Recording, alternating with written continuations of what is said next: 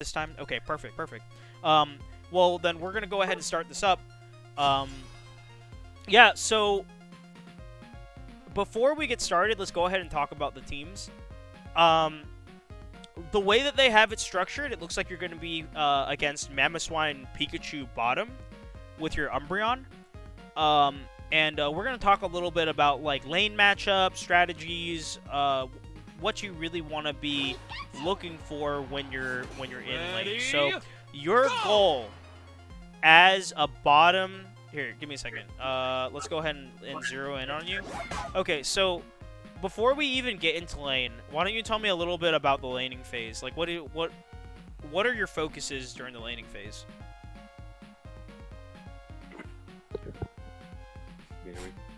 Yeah, you're a little quiet, but...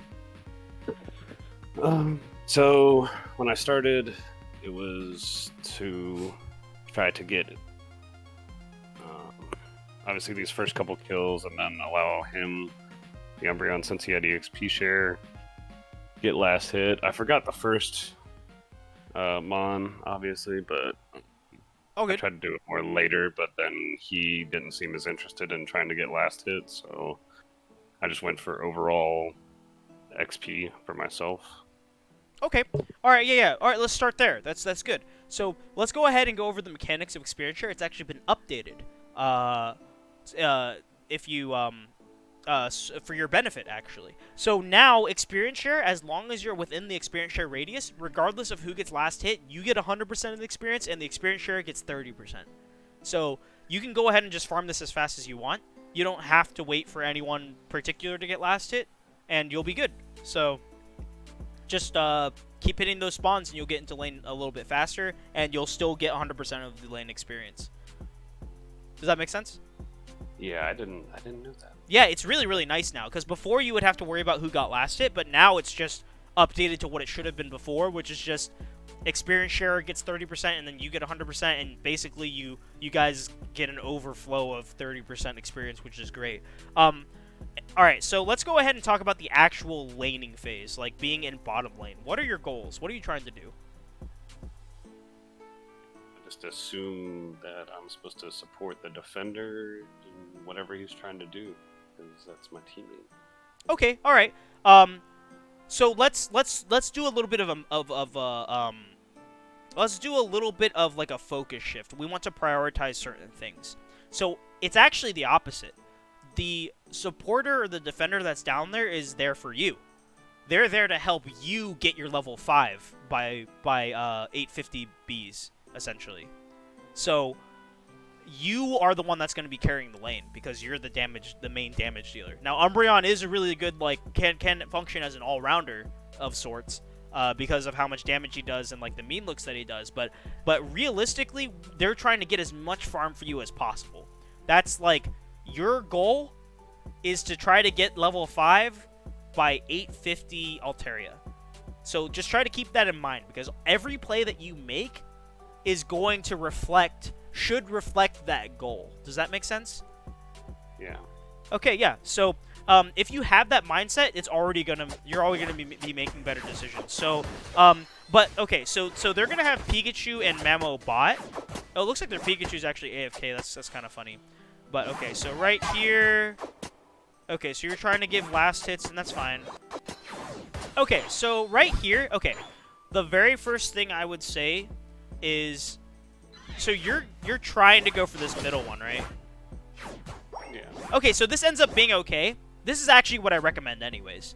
As Ralts against Pikachu and Mamoswine, or Swinub, I actually recommend that the Umbreon starts fighting them over this middle spawn here, and then you actually get this back spawn. Because you have worse secure than Pikachu and Swinub, it's actually better if you farm this back one, and then you just try to last hit the middle one, so you don't have to commit so much time to it. But the Umbreon tries to fight them as much as they can, so that if you get this back one and this one's still up, then you can devote more resources to it. But like, if you get this spawn, and then the bottom spawn, and then you fight for the middle spawn, and you also get 9 o'clock, the 9 o'clock spawn, you should hit your level 5, even if you don't get this one or this bottom one. The top one or the bottom one. So, but this is good here. I like this. So you're going to go fight with your Umbreon, and Umbreon's just trying to get stacks. I would just try to get this spawn here and this spawn here. You see how, like, right now, we're looking at your level, right? You're level 3. If you get these 2 spawns, you're golden. You're gonna absolutely get your level 5. But if you go over here, you're risking time. Because if you kill this guy, that's great, you're gonna get your level 5. But if you don't, then you're gonna be level 4 for the 850s. Does that make sense? Yes. So definitely start making your decisions based off of, like, your levels, your power spikes, because that's gonna make you more powerful for the moments in the match that matter. So that's kind of like where I would start. So let's see what happens here. All right, so we're pressuring. We're trying to get our Umbreon out. Okay, good. So Umbreon gets out. That's good. And now we're fighting for this middle spawn. So okay, good. So Umbreon secures it, and that's great. And again, so you're looking for a fight here, and really we should be looking for a farm to get that, because we got 15 seconds until... Okay. 4 o'clocks. Alright, and we're fighting. So one thing to note here is that if we had our level 5 here, we would be able to push this goal. But right now, we're just not doing enough damage. The problem is that Mamo probably has Focus Band up. He's got berries. He just has too many resources. In addition to that, we just don't have any points. So, like, this Mamo could walk away, and you guys would not be able to do anything. You wouldn't even be able to score. There's literally no stakes here. So you want to make sure that you're avoiding these low-stakes, no-stakes fights where, like, if they just back off, like, there's nothing you can do. There's no pressure here for them. There's nothing to defend here, essentially.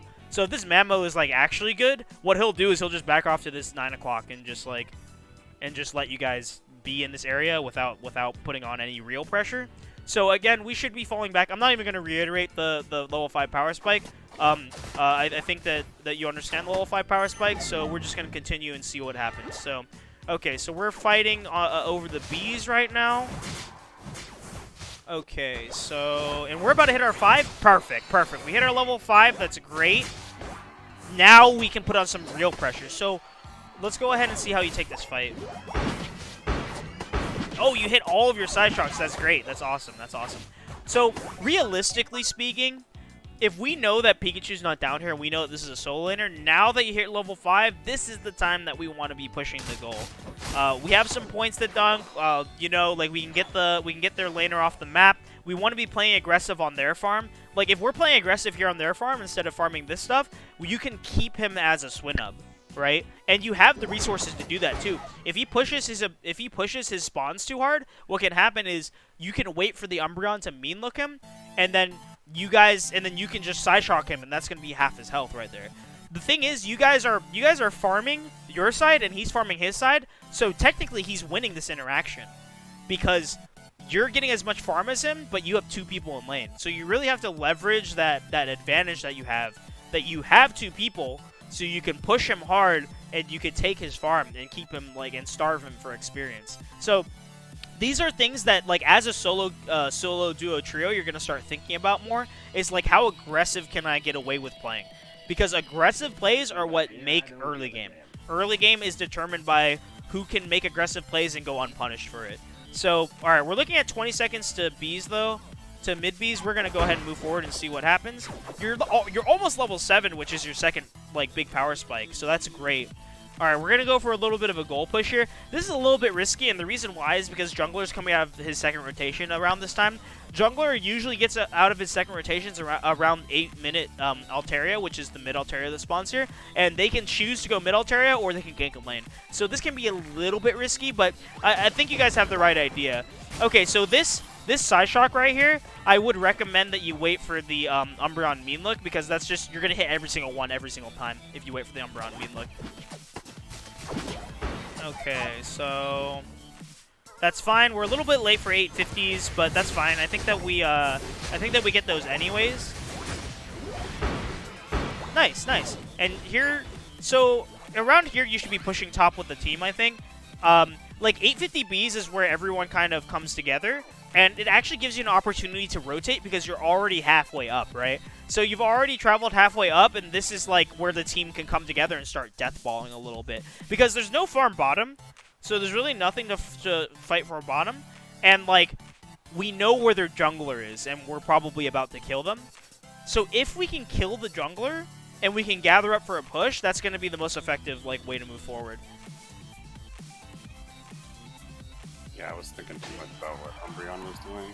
I was like, yeah, so you're really focused on, like, your lane. But yeah.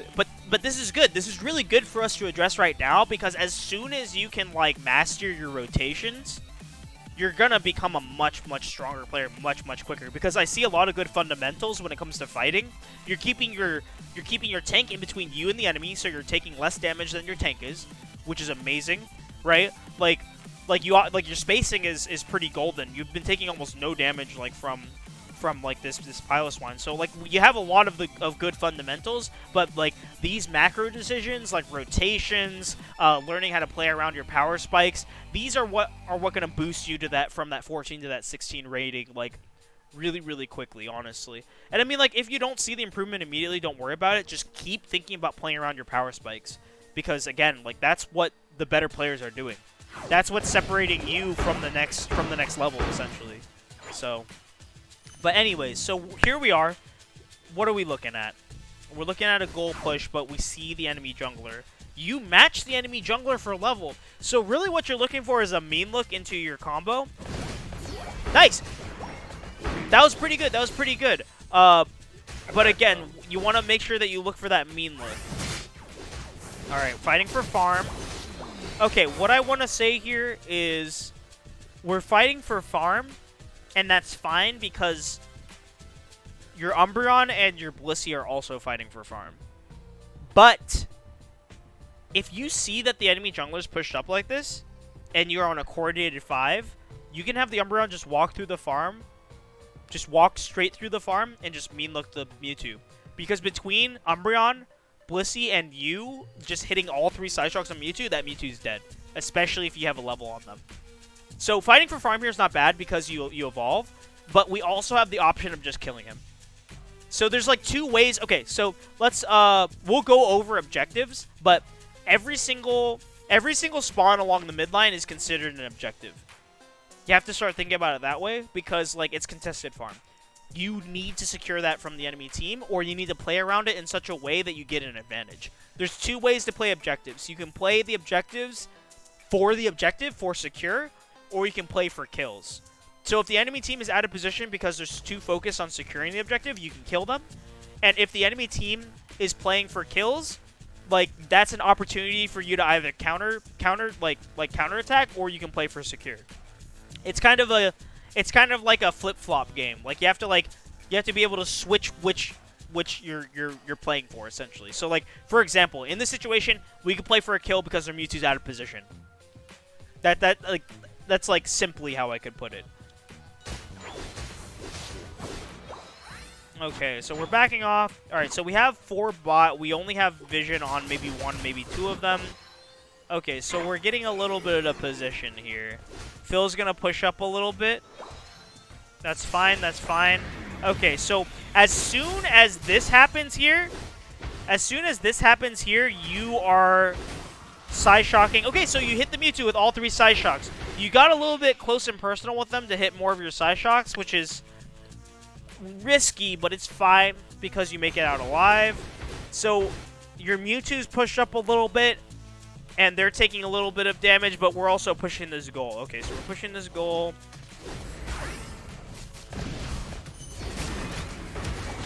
Alright, we're hitting that. Okay, what's going on back here? T-Tar's bringing up the back line. So, T-Tar's bringing up the back line, and it seems like we're a little bit unaware of it. I was trying to pocket the Mewtwo. Okay. Alright, this is fine. So this is kind of where we went off the rails, because I think, like, right about here is where everyone tries to score. Oh, no, you're... Oh, no. This is not that fight. This is a different one. Okay, and then we just back off of this, and that's fine.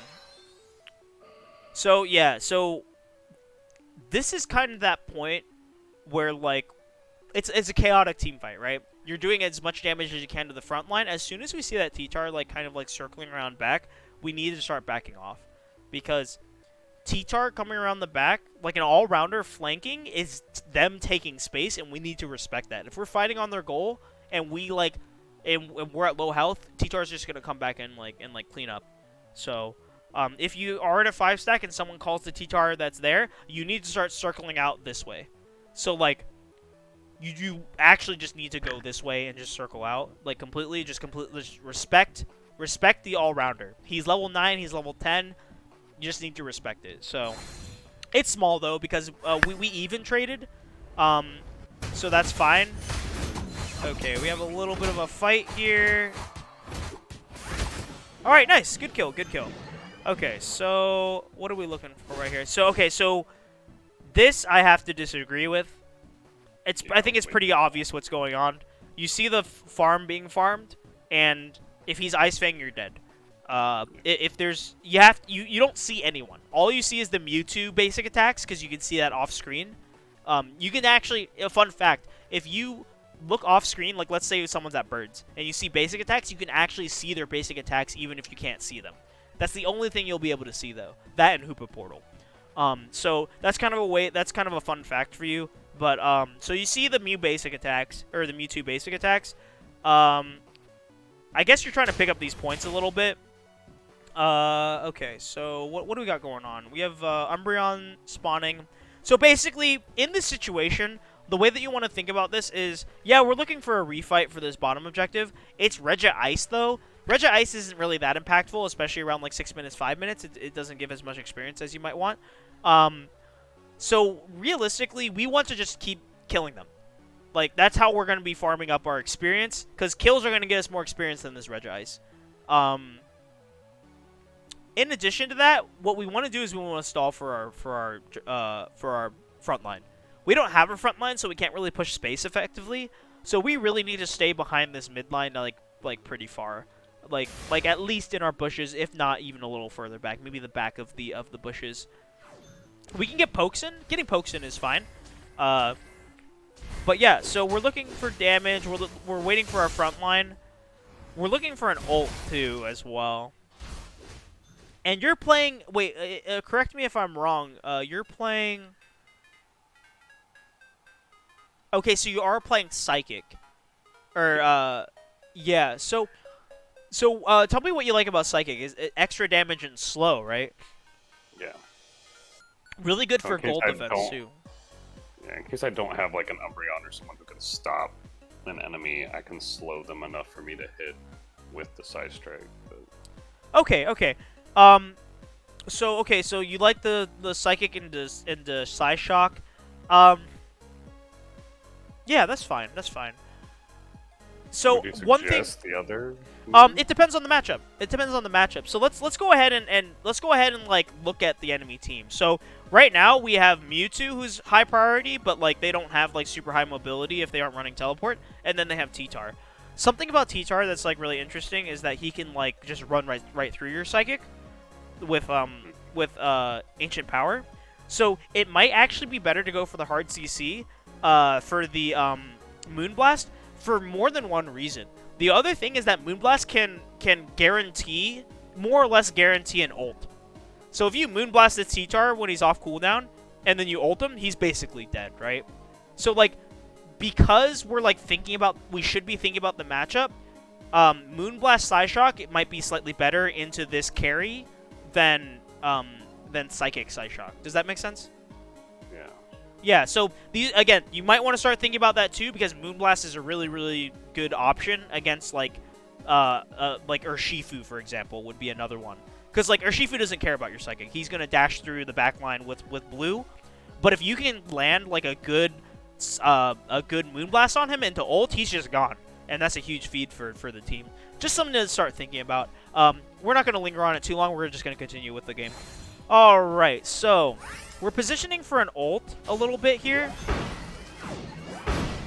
Alright, so you're basic attacking the farm a little bit. Good positioning. Good positioning. I like this. And a big ult. Okay, big ult.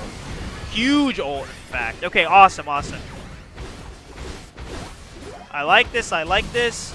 Okay, we're grouping up just a little bit too much, but overall I'd say huge. So, yeah, this is where we really need to clean up the fight here. We really need to clean up the fight. So, like, scoring there is a little bit risky. obviously, I mean, like, obviously how it panned out. Especially Umbreon. Umbreon trying to score there. We need Umbreon in their flex zone. Just zoning them out so that we can get the best scores possible here. But even for you, I wouldn't even go to goal. I would just stay in this back bush and let your team do the scoring. Because, we haven't secured this area yet. If there's enemies that are here, I'm going to go ahead and pull up my cursor. I need to get this drawing app. Can you see my cursor on the screen? Now I can, yeah. Okay, so let's go ahead and use these blocks, for example.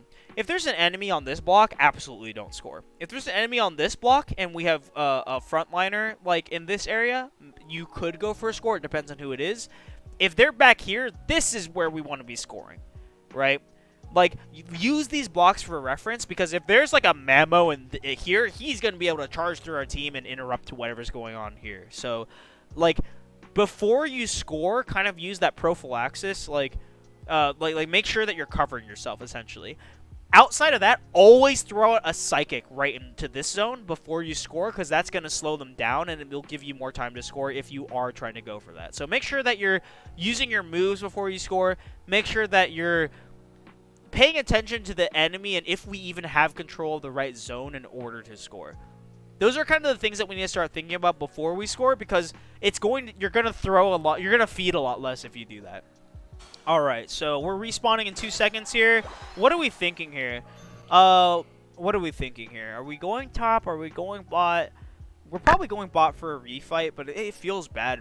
Objective's been up for 2 whole minutes. We don't even really care about ice that much. Maybe, yeah, maybe we well, they're scoring too. Are they gonna break this? So okay. All these thoughts that I'm thinking, these are thoughts that you should be thinking. Like, maybe we cut our losses. Maybe we let them have bottom goal because, we don't even care about Regi Ice that much. Maybe we go top and we just try to counter score top with Lucky. We could even break this potentially if we have the right combination of people and points. Get all this farm, get this Lucky, maybe push second tier. Like, again, these are things as a solo queue, duo queue, trio queue that you're thinking about. You could go top and spam gather here, because obviously we've lost this. And again, because we're headed into a fight that we're now losing, right? They now have position here, again, maybe it's time to cut our losses. And we are farming up, and that's good. But again, we're letting them have this spawn, and we've traveled bottom lane, and now we have to travel back up top lane, and we have to fight again. And we're fighting against people that have levels on us now. Well, actually, no, they don't actually have levels. We actually have 2 level 11s. I guess we got some really good kills, but anyways, let's move on. Here we are. What's up? You said something when you're the Blissey. You said something when we were down there fighting our side, and I didn't know what that terminology meant. I don't even remember what you said. You said something like, I'm juicing the Gardevoir or something. Ah, yeah. I'm feeding the Gardevoir up. So, remember how I talked about how the experience share, well, okay, on a very technical level, when I run around with you with experience share, we get 30% extra experience for our team, right? Yeah.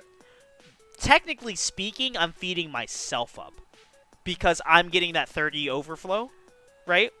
So basically, if you're farming, you should have an experience share user with you so that your team gets more collective experience overall. Because I'm looking at the enemy support, and they're also level 9, and I want to outpace them so that I'm more useful to the team later in the game. If that makes sense. So for the distance EXP share, do they just have to be within screen view of you, or nope? It's eject button distance. Eject button distance. Okay. Yeah. So good question though. Very, very good question. If you ever hear something that I say that doesn't make sense, definitely definitely let me know so that I can let you in on that. I do play on a competitive 5-stack, so a lot of the jargon that we use, a lot of the buzzwords that we use, we have to parse out as a team. We have to be okay, so when we say tap ray or rip ray or burn ray, those each have a different meaning, right? For us, we spend hours talking about this stuff. So if I say something that I worked out with my team and it just means nothing to you, let me know so that I can dive deeper into it and give you a better understanding of what it is. So, yeah, but good question, good question. We're going to go ahead and move forward, though. Okay, so...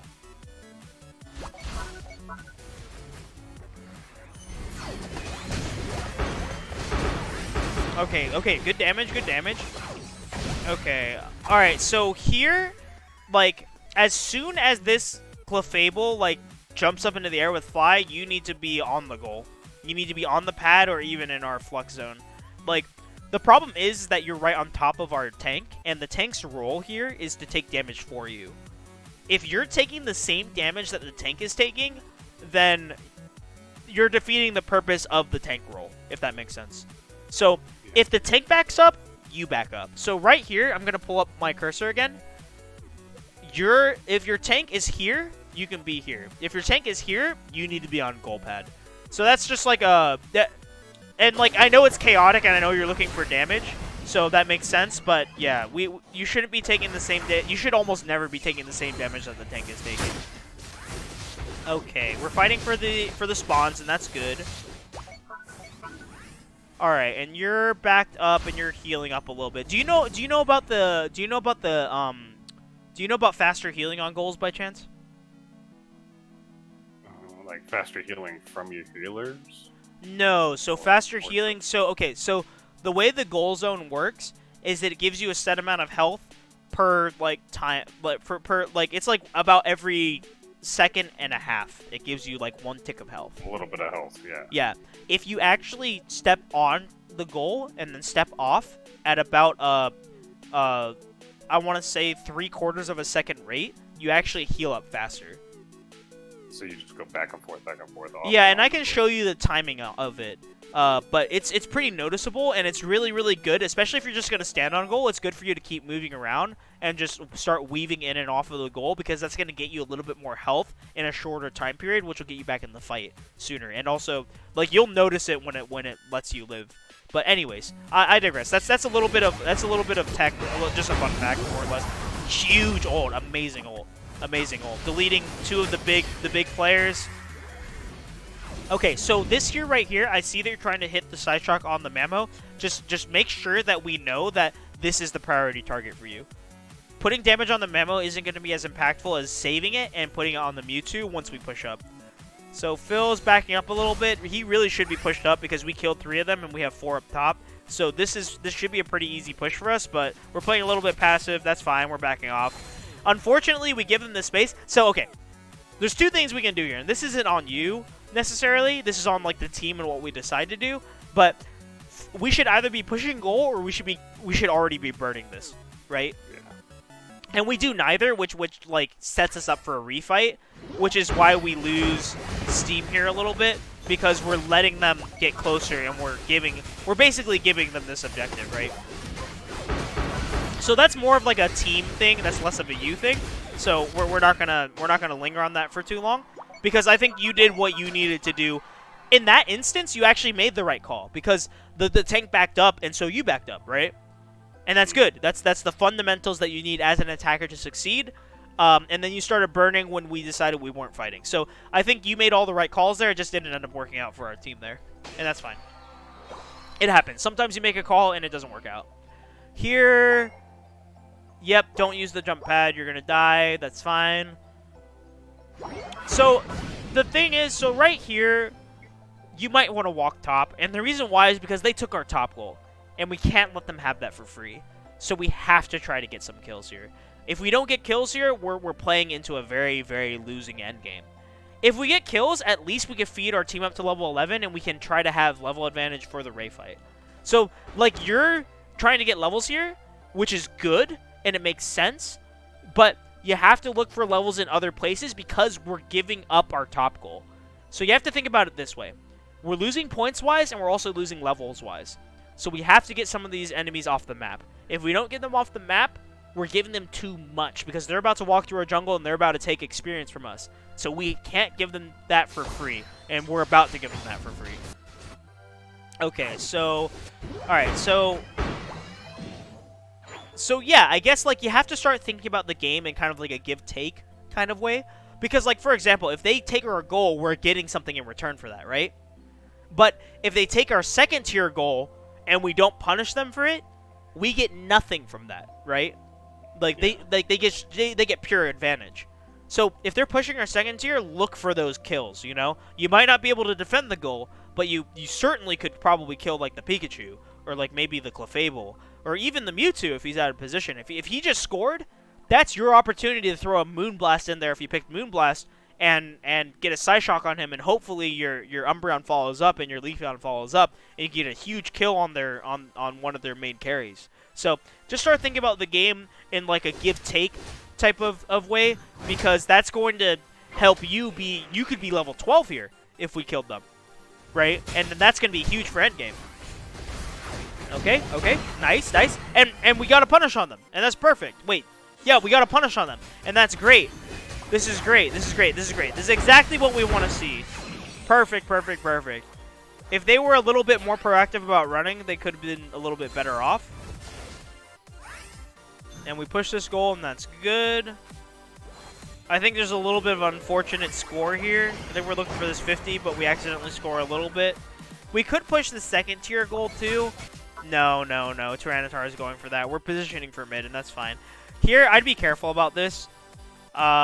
They are getting bottom objective, but like anyone could be here. Memo could be positioning early here, and you just want to be careful about. You want to respect the vision. We only have vision on their T-Tar right now. Stick with the jungler, or stick with the tank. The tank will keep you safe. Blissey will keep you safe. Try not to meander around too much, especially like here. Like if they're in this bottom L or they're here, they already know where you are. So, and this corridor here we refer to as the death corridor. If the enemy team is winning, they're gonna have 3 people here if they're good, and they'll kill you immediately. Because what they're counting on is you jumping mid and just meandering on over here, and then they just Memo Swine, Icicle Crash you, and then you're dead. So just make sure that you're playing around with your team, because we'll keep you safe. You know, we'll keep you safe. All right, Umbreon's pushed up here, and this is where the call was made to play around the Umbreon, because they're. There Phil goes. Okay, let's see where you're at. Okay, so you're here. Yeah. Okay, you're getting blue, and that's fine. Honestly, in this situation, we either have to play around this or we have to. All right, let's see what you do. Did you go for an ult here, maybe? Okay, huge ult. Good ult, honestly. The T-Tar got on top of you, and that's where that Moonblast would have been useful. But like. You got an ult. Yeah, really, like, we're just playing a losing fight here. I think I made a bad call here, because I said let's play around the Umbreon. Let's, like, try to circle around the Umbreon and pick up the Umbreon. But realistically, I think what I should have done is just been like, all right, guys, we got to play slow. Let's play back. Let's play in, like, our back bushes here. Maybe even top here. Try to go for a Gardevoir snipe with ult. Something like that. I think that might have been a better call. But the thing is, like, Umbreon ult with Blissey ult is so powerful. And then into, like, because we have so many good ults for team fighting, right? We have Leafeon ult, we got Umbreon ult, we have Blissey ult. We have a team fighting team right here. So, like, that's what the call was predicated on, and I think you actually played your role pretty well in this endgame. You got a huge ult off. Unfortunately, the T-Tar was able to wipe out our backline, and that was really unfortunate. But honestly, I'd say a fairly good game from you, Legendary. I think that, like, outside of a couple fundamental things, like playing around your power spikes, a little bit of positional errors, I think that you actually played, like, a really, really good game. Very, very good showing here. What are your thoughts? How do you feel like you played? I feel like I didn't do too bad. Definitely the positioning, and then for me, like, something I know I've been trying to work on slowly is, like, just in general checking the map and, like, being able to adjust my hands with, like, on my Switch to be able to move on the map to look in different areas, which a lot of people do, which I rarely ever do. Got you. So, like, map awareness, right? Yeah. So do you play on phone or do you play on Switch? Switch. Okay, yeah. So let's get into the habit of panning your camera around. I don't know if you know this, but you can move while panning your camera around. So yeah, I know, but I just haven't practiced it very much, which I need to do in just regular standard matches, I guess. Yeah. So whenever you respawn or you recall and you're traveling down lane, I want you to practice traveling down lane and panning your camera around. because you can actually see yourself on the minimap and you can like kind of guide your character down. That's kind of a safe time for you to like practice that, because like you're not doing anything but like moving from point A to point B. So let's get into that habit. What are your biggest takeaways from what we talked about today? Was the stuff that we talked about helpful to you? Yes, very helpful. I didn't understand what the defender was doing at first. I was like, he's just pushing them on their base like crazy. I was like that's nuts, you know, like yeah, it seemed like madness to me, because I figured like in most games that I usually play, I'm like with my defender, and we just clear all of our AI on the map, and then we push the objective. Typically, hopefully, like at 850, we meet them in the middle, kill one or two of them, and then push the objective and try and dunk afterwards. You know, but. Got you. Yeah, so yeah, defender was stacking, but it's also creating space for you, right? Like space for you to start like getting these farms and getting your level 5, playing around your power spike. That's the big thing I want you to take away from today. Because if you understand that hitting your power spike is what your goal is, your decision making becomes much quicker, and it also becomes more it formulates into like a plan instead of just kind of running around and kind of like just making split-second decisions. Because split-second decisions should happen during team fights when it gets messy, because it's gonna get messy. Like, you're gonna come up against dive teams that are diving the backline and they wanna get you, right? And like that's when you need to be making split-second decisions. When you're in lane, you need to be like, okay, my defender's pushed up on goal. I need to get this middle spawn so that I can get closer to my 5, so I can have 5 for 850s. You know, this is the time that you can start planning out the laning phase, right? And like making sure that you hit all those important points, like when it's most relevant, right? So yeah, so less attacking when you're Ralts, more farming when you're Ralts, and just again playing around your defender, playing around like what's going on. If your jungler comes down, maybe you can gank with him, you know? Maybe your basic attacks can provide enough support to get a kill. But again, like priorities. Our priority is level 5 by 850, level 7 by 7, right? So, but yeah, honestly, a lot of good stuff here. You definitely have earned your 1400 rating. But I think this season you can definitely make a push for higher, because I think that like the potential is there. And now that we're providing you with the knowledge, like I think that you're going to become a much stronger player like very soon. I recommend that you get coaching at least once every other week to continue your growth as a player, because there's a lot more to talk about, of course. But I think that this is a good place to start. I think this is a really good place for us to start. And are you a part of the Discord, Legendary? Wait, you're here, Bull. You're here. Yeah. So I just joined back today and clicked my roles and everything, so I stay in. So perfect. So I'm actually going to clip this video and I'm going to put it in our coaching segment. I'll go ahead and tag you there. I recommend that you watch this again, because you know you need to retain this information, and again, repetition. It's like lifting weights. Repetition is going to help you keep what you've learned.